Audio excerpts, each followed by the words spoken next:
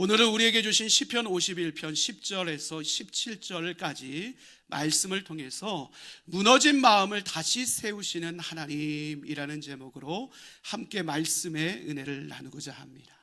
여러분, 오늘 우리들의 삶의 자리 가운데요, 우리는 늘 회복을 꿈꿉니다. 무너진 인생이 다시 세워지기를 원합니다.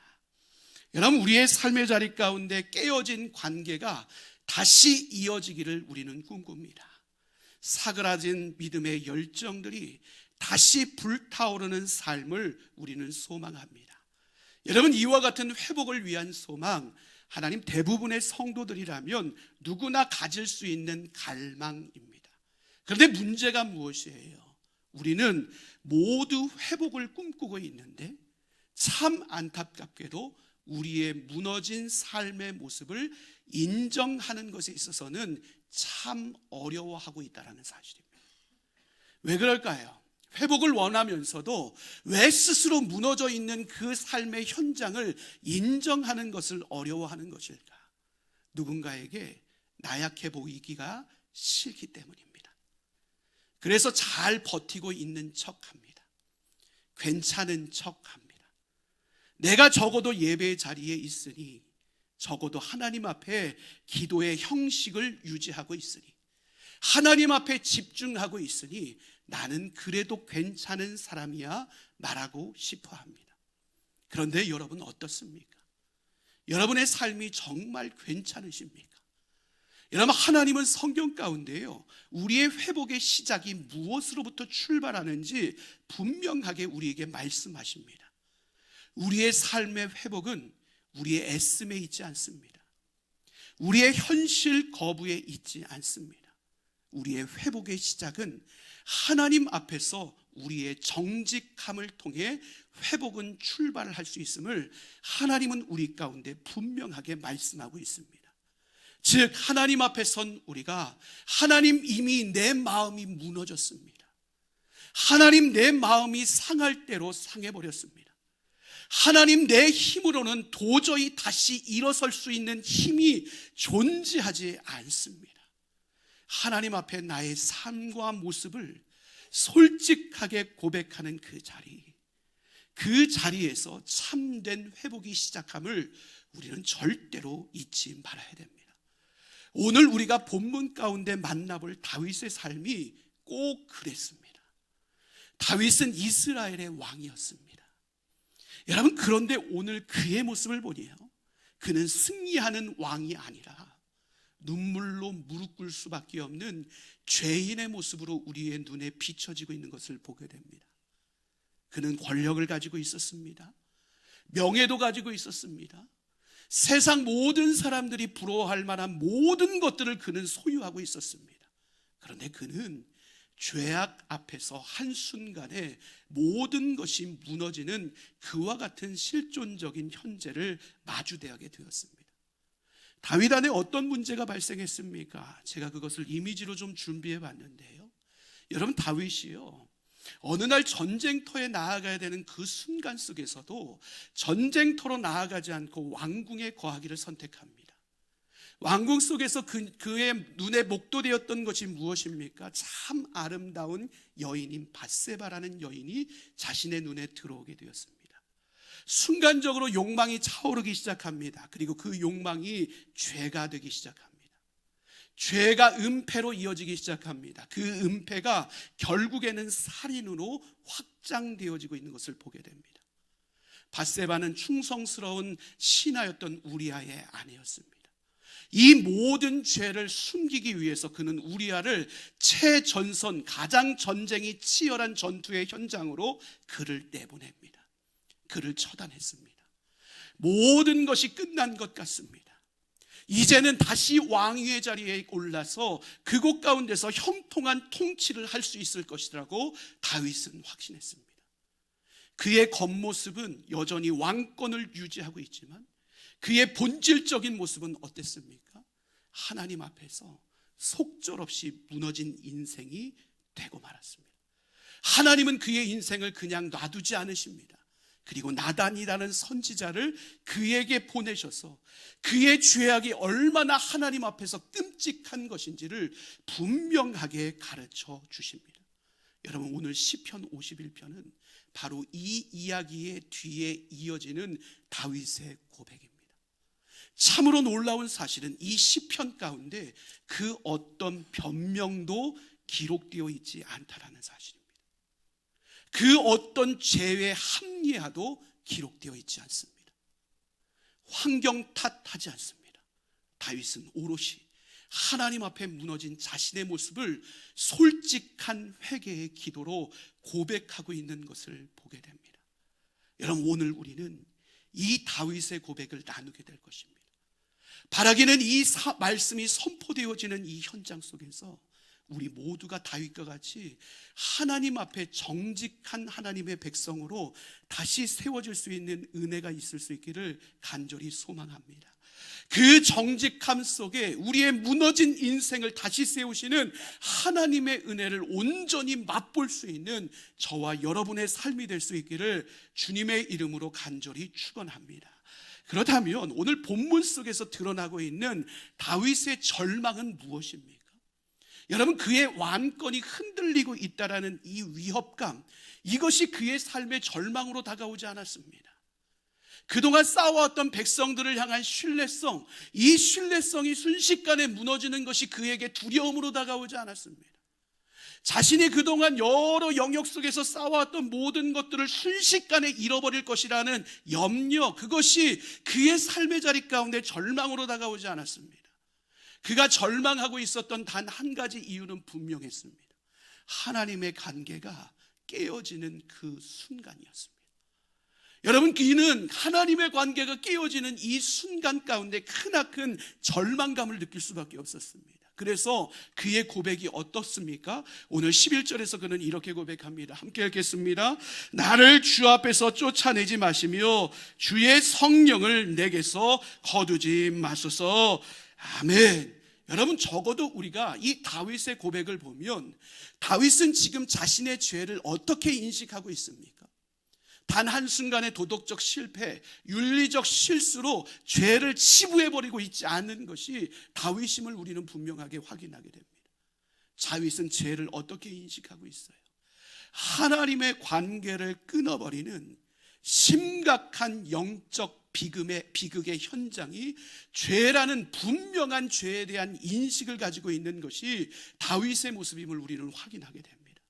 여러분, 이것이 죄 앞에 서 있는 다윗의 영적 각성의 모습이었어요.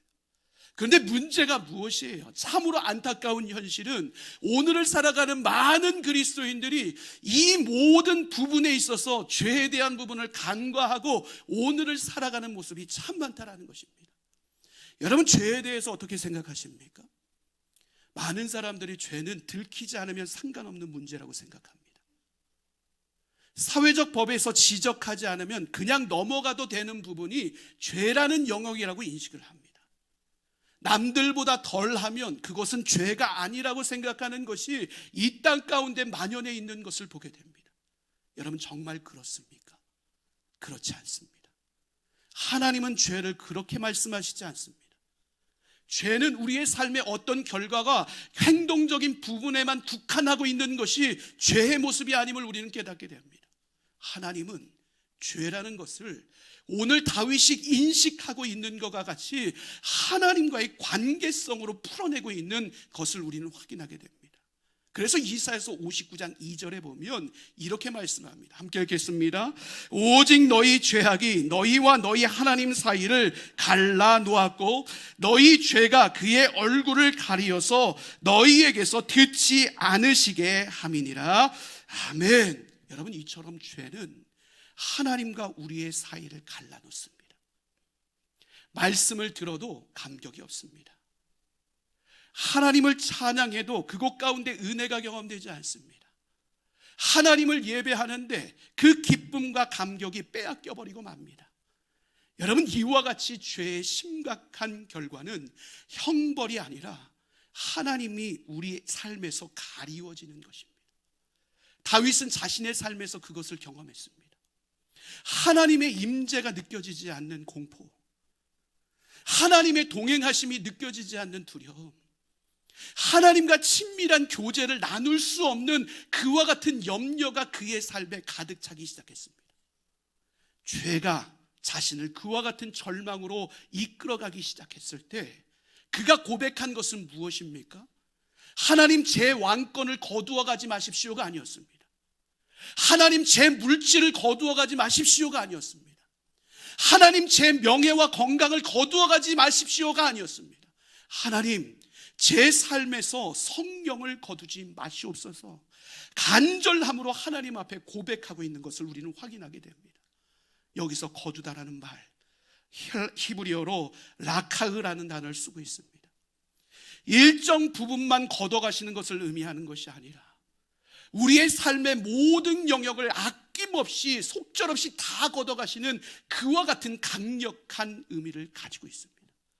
다윗의 두려움은 이것이었습니다. 하나님이 내 삶의 자리와 상관없는 것, 하나님이 내 죄로 말미암아 하나님이 임재하시지 않는 것, 이것이 그의 삶의 크나큰 두려움이었습니다. 이것은 다윗의 상상 속에 만들어진 두려움이 아닙니다. 다윗은 한 사람의 인생을 통해 그것을 분명히 목격했습니다. 그 인물이 누구예요? 사울입니다. 사울의 삶에서 여호와의 영이 떠나기 시작했을 때 그는 하나님과 상관없는 삶을 살았습니다. 그의 인생이 아무리 왕위의 자리에 있을지라도 그는 빈 껍데기 왕에 불과했습니다. 권자가 있었지만 평안이 사라졌습니다. 권력이 있었지만 그 어떤 것도 하나님의 바른 뜻을 분별하지 못하는 어리석은 자리에 거할 수밖에 없었습니다. 여러분, 이와 같은 사울의 인생이 비참한 결론을 맺고 있었던 것을 다윗은 누구보다 기억했고, 이것이 내 인생의 가장 크나큰 절망적 요소임을 그는 깨닫게 되었습니다. 그래서 그는 기도합니다. 하나님, 성령을 거두지 마시옵소서. 하나님, 내 삶에서 절대로 떠나지 마시옵소서. 여러분, 오늘 우리의 삶의 모습은 어떻습니까? 신앙생활 잘하고 있는 것처럼 보이지만 말씀을 들어도 감격이 없고, 기도를 해도 형식적으로만 남고, 모든 예배의 기쁨과 감격을 상실한 채 오늘을 살아가고 있는 우리의 모습을 발견하지 않습니까? 여러분, 이것은 단순한 신앙의 슬럼프가 아니라 하나님과의 관계 속에서의 문제가 발생한 분명한 하나님의 신호임을 우리는 절대로 잊지 말아야 됩니다. 하나님이 이 신호를 다윗에게 보냈을 때 다윗은 외면하지 않았습니다. 절망 앞에 직면했습니다. 절망을 감추지 않았습니다. 절망의 원인이 죄로부터 시작된 것을 그는 깨달았을 때 죄를 숨기지 않습니다. 죄를 합리화하지 않습니다. 있는 모습 그대로 하나님 앞에 나아갑니다. 그리고 하나님 앞에 눈물로 간구합니다. 그리고 바로 그곳에서 회복은 시작됐습니다. 사랑하는 성도 여러분, 우리의 삶의 참된 회복은 나의 현실을 부정하는 데서 일어나지 않습니다. 내가 견디고 참아내는 데서 일어나지 않습니다. 나의 삶의 현실을 있는 그대로 하나님 앞에 인정하는 정직함 속에 우리의 삶의 회복은 시작된다는 사실을 우리는 절대로 잊지 말아야 됩니다. 사랑하는 성도 여러분, 하나님의 관계를 온전히 세워나가기를 원하십니까?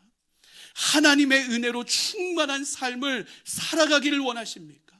그렇다면 오늘 이 예배의 자리 가운데 여러분의 마음을 숨기는 예배자가 아니라 하나님 앞에 여러분의 마음을 온전히 내려놓고 고백할 수 있는 진실된 예배자가 될 수 있기를 주님의 이름으로 간절히 축원합니다. 하나님은 우리의 진실된 마음의 고백 위에 놀라운 새 마음의 역사를 이루시는 하나님이십니다. 우리의 진실된 고백 위에 새 역사를 이루시는 하나님의 은혜가 우리 모두에게 경험되어질 수 있기를 주님의 이름으로 간절히 축원합니다. 그렇다면 오늘 우리가 이와 같이 회복을 꿈꾼다면 다윗과 같이 회개의 자리로 우리의 발걸음을 옮겨야 될 것인데, 하나님이 기뻐하시는 회개의 모습은 과연 어떤 모습일까?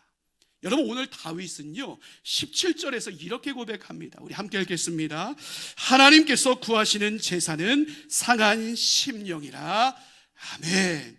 여러분, 오늘 우리가 이 말씀을 보다 깊이 있게 이해할 필요가 있습니다. 여러분, 이스라엘 백성들에게 제사는요 단순히 형식적으로 선택할 수 있는 영역이 아니었습니다. 여러분, 이스라엘 백성들에게 있어서 제사라는 것은요 신앙의 중심을 이루는 것이었고 죄를 해결할 수 있는 유일한 통로였습니다. 그러니까 이스라엘 백성들이 죄를 지으면요 반드시 제단 앞으로 달려가야 됐습니다.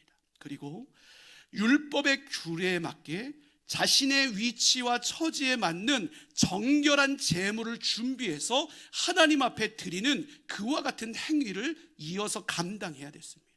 그러니까 이 모든 것은요 사실 자신의 신앙의 회복을 위한 과정임과 동시에요 공적인 자리에서 자신이 이 부분을 해결하고 있다라는 신앙의 외적 표현이 바로 제사라는 관례를 통해서 하나님 앞에 드려지는 모습이었습니다.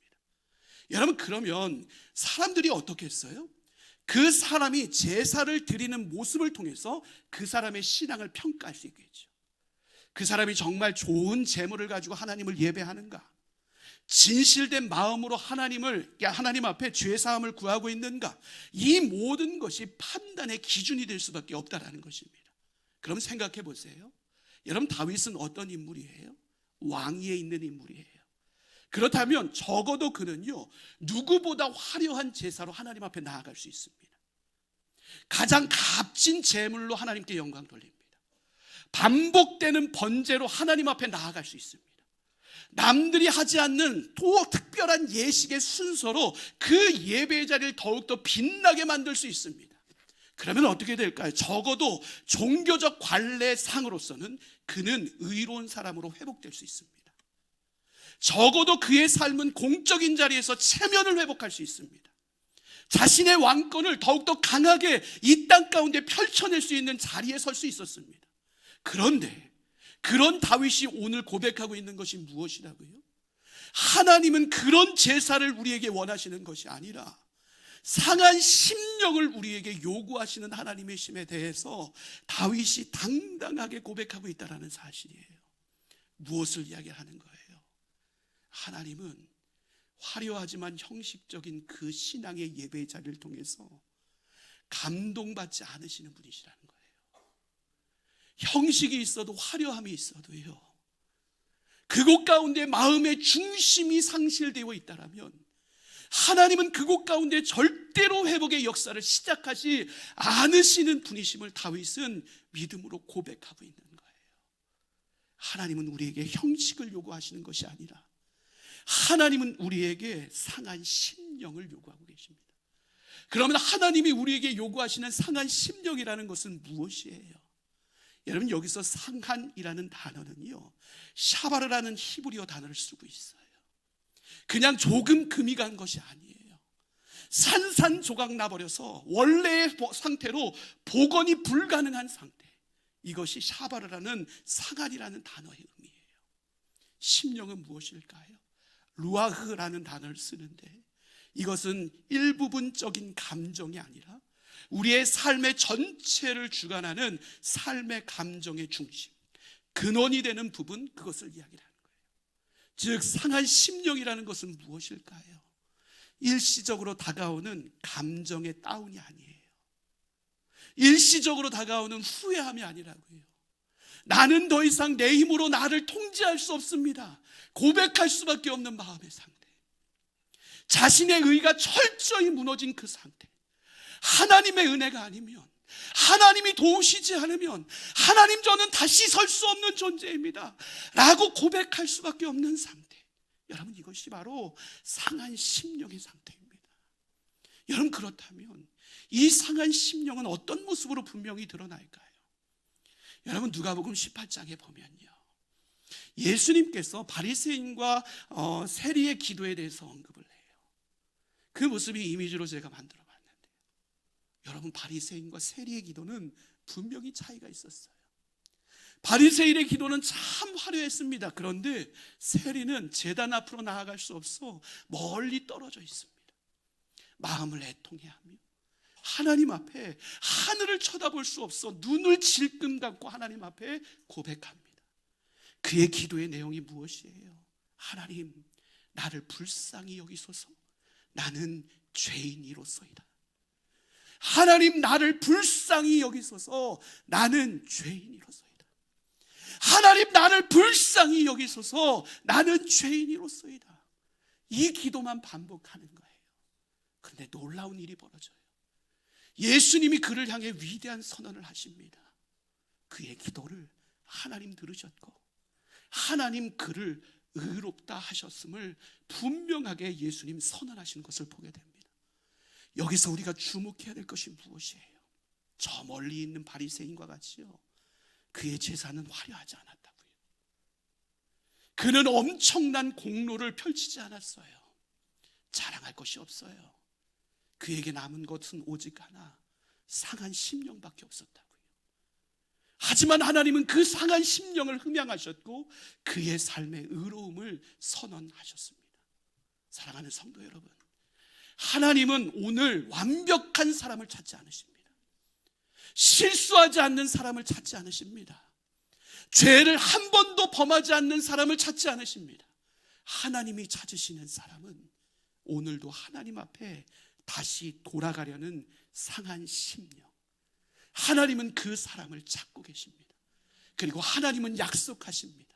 내가 상한 심령을 결코 멸시하지 아니할 것이다. 하나님은 우리의 상한 심령을 결코 외면하지 않으십니다. 왜요?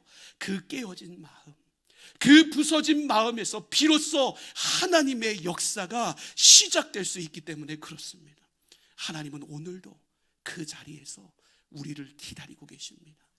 사랑하는 성도 여러분, 그 자리를 향해 우리의 믿음의 발걸음을 용기 있게 옮길 수 있는 저와 여러분의 삶이 될 수 있기를 주님의 이름으로 간절히 축원합니다. 하나님 앞에 체면치레하는 예배자 되지 마시기를 바랍니다. 하나님 앞에 우리의 모든 마음을 깨어 부수는 예배자들 될 수 있기를 바랍니다. 그 상한 심령 위에 역사하시는 하나님, 그 하나님의 은혜로 무너진 우리의 마음이 다시 세워지는 올 한 해 우리 모두의 삶이 될 수 있기를 주님의 이름으로 간절히 축원합니다. 그렇다면 하나님께서 이 상한 심령의 회개자로 하나님 앞에 나아가는 예배자들을 어떻게 구체적으로 회복하며 나아가기 시작하십니까? 하나님은 다윗의 회개를 그곳 가운데 머물러 있게만 하지 않으셨습니다. 그의 인생을 완벽히 회복하셨고 회복한 그의 인생에 입술을 열어 찬양케 하시고 멈춰선 발을 다시 달려나가게 하심으로 그의 삶을 사명자로 다시 세워나가시는 놀라운 은혜로 함께 하시는 것을 우리는 보게 됩니다. 다윗이 오늘 12절부터 15절까지 고백을 통해서요, 하나님 앞에 이렇게 기도합니다. 우리 그 내용을 함께 읽겠습니다. 주의 구원의 즐거움을 내게 회복시켜 주시고 자원하는 심령을 주사 나를 붙드소서. 그리하면 내가 범죄자에게 주의 도를 가르치리니 죄인들이 주께 돌아오리이다. 하나님이여, 나의 구원의 하나님이여, 피 흘린 죄에서 나를 건지소서. 내가 내 혀가 주의 의를 높이 노래하리이다. 주여, 내 입술을 열어주소서. 내 입이 주를 찬송하여 전파하리이다. 아멘. 여러분, 오늘 이 다윗의 기도의 핵심이 무엇입니까? 주님, 저를 죄 가운데 용서하여 주십시오. 하나님, 제 안에 잃어버린 구원의 감격을 회복시켜 주십시오. 그리고 하나님, 제가 잃어버린 사명의 자리로 저의 발걸음을 다시 옮겨 주십시오. 고백합니다. 다윗은 참으로 놀랍게도요, 너무나도 귀한 영적 질서를 지키며 하나님 앞에 기도하고 있는 모습을 우리 가운데 보여줍니다. 다윗은 무너진 삶의 현장 속에서요, 즉시로 하나님 앞에 사명을 요구하지 않았습니다. 즉시로 하나님 앞에 잃어버린 영향력들을 다시 회복해달라고 요청하지 않았습니다. 다윗의 첫 마디는 무엇이었습니까? 하나님, 저를 용서해 주십시오. 하나님, 구원의 감격을 회복시켜 주십시오. 이것이 다윗의 첫 번째 기도였습니다. 왜 그랬을까요? 회복되지 않는 심령 위에 세워지는 사명은 또 다른 무너짐이 될 수밖에 없음을 다윗은 누구보다 잘 알았으니까. 회복되지 않는 심령 위에 주어진 사명은 누군가에게 폭력의 도구가 될 수밖에 없음을 다윗은 누구보다도 잘 알았기 때문에 그렇습니다. 그렇게 다윗은요, 하나님 앞에 여전히 해결되어지지 않는 죄 문제가 먼저 깨끗이 해결되어지기를 원하는 마음으로 하나님 앞에 기도합니다.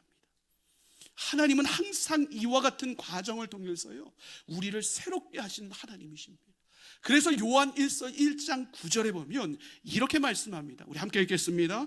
만일 우리가 우리 죄를 자백하면 그는 미쁘시고 의로우사 우리 죄를 사하시며 우리를 모든 불의에서 깨끗하게 하실 것이요. 아멘. 여러분, 여기에도 다윗이 고백했던 분명한 영적 질서의 흐름들이 드러나고 있지 않습니까? 여러분, 회개하고 그 회개가 용서로 이어지고 그 용서가 깨끗함으로 우리의 삶에 온전한 회복으로 이루어지는 이 영적 구조가 질서 가운데 진행되는 것을 보게 됩니다. 우리 죄를 자백하면 회개입니다. 그는 미쁘시고 의로우사 우리 죄를 사하시며 용서입니다. 우리를 모든 불의에서 깨끗하게 하신다. 깨끗함입니다. 이 과정이 우리 안에 선행될 때 우리의 삶은 회복될 수 있다는 사실이에요. 그리고 그 회복된 인생을 하나님은 그냥 두지 않으시고 바로 우리의 인생을 사명의 자리로, 살아 움직이는 자리로 이끌어내시는 분이 우리 하나님이심을 우리는 분명히 기억할 수 있어야 됩니다. 여러분, 이것은요, 역사의 현장의 기록 속에서도 분명히 드러납니다. 여러분 잘 알고 있는 존 뉴턴이라는 인물, 여러분 그 인물은 어떤 인물입니까? 우리 이미지 한번 띄워주시겠어요? 여러분, 그의 이전과 이후의 삶의 모습입니다. 여러분, 그의 이전의 삶의 모습은 어땠어요? 노예들을 파는 상인이었습니다. 누군가의 고통과 아픔을 통해서 자신의 이익을 챙기려는 죄인 중에 죄인이었던 사람이 존 뉴턴이라는 인물이었습니다. 그런데요, 그런 그를 하나님 포기하지 않으십니다. 은혜의 자리로 붙들어 주십니다. 그런데 그 은혜 앞에 그가 무너집니다. 회개의 자리로 나아갑니다. 하나님 치료하시고 깨끗게 하시고 회복시키시는 그 과정을 그가 걷게 됩니다. 그런데 그의 인생이 그 회복된 자리에서만 멈춰 있었습니까? 그렇지 않았어요. 하나님은 그의 재능을 사용하십니다. 하나님은 그의 입술을 통해서 나 같은 죄인 살리신 어메이징 그레이스, 하나님 놀라운 찬양을 통해서 수많은 죽어가는 영혼들을 하나님께로 인도하는 축복의 도구로 존 뉴턴을 사용하시는 놀라운 손길을 우리 가운데 보여주십니다. 회개가 무너짐의 자리가 아니라 회개는 또 다른 미래를 향한 출발점이 되게 하셨음을 우리는 분명하게 깨닫게 됩니다. 다윗의 삶 역시도 마찬가지였습니다. 다윗의 기도를 하나님 외면하지 않았습니다. 하나님은 그들을 붙들어 주셨습니다. 그를 다시 세워주셨습니다. 그리고 그의 발걸음을 사명으로 이끄셨고 결국 그의 인생의 끝에 메시아의 계보를 잇는 엄청난 은혜의 자리에 그를 세워내시는 것을 우리는 분명히 확인하게 됩니다. 하나님 앞에 상한 심령의 진짜 회개는 우리를요 비참하게 만들지 않습니다. 우리를 위축되게 만들지 않습니다. 오히려 우리를 다시 세워 무너진 삶을 통해서도 사명을 감당하게 하시는 능력이 하나님의 은혜로 우리 가운데 다가올 수 있음을 우리는 절대로 잊지 말아야 됩니다. 우리의 진짜 회개가 하나님의 손에 붙들리면 우리는 진짜 사명자로 변화되어질 수 있습니다. 우리의 무너진 마음에 하나님은 새로운 마음을 부어주십니다. 우리의 닫혀져 있는 입술에 하나님은 찬양을 허락하여 주십니다. 우리의 멈춰선 발걸음을 사명의 발걸음으로 옮겨내시는 것, 그것이 하나님의 전능하신 손길임을 우리는 절대로 잊지 말아야 됩니다. 그러기에 사랑하는 성도 여러분, 하나님 앞에 강한 척하지 마시고 하나님 앞에 정직해지시기를 바랍니다. 나 혼자 견뎌내라고 발버둥 치지 마시고 하나님 앞에 무릎 꿇으시기 바랍니다. 나는 괜찮습니다. 핑계대지 말고 하나님, 나는 이미 무너졌습니다. 솔직하게 고백하시기를 바랍니다. 상한 심령을 멸시하지 않으시는 하나님, 무너진 마음을 절대로 외면하지 않으시는 하나님, 그 하나님이 오늘도 우리를 기다리고 계십니다. 그 하나님을 향해 오늘 우리가 정직하고 상한 심령의 발걸음을 한 걸음 용기 있게 옮기기 시작할 때 그 발걸음이 우리의 닫힌 입술을 열고 우리의 멈춰선 발걸음을 사명으로 반드시 이끌어 주실 것입니다. 이 은혜가 우리 모두에게 경험되어질 수 있는 2026년이 될 수 있기를 주님의 이름으로 간절히 축원합니다.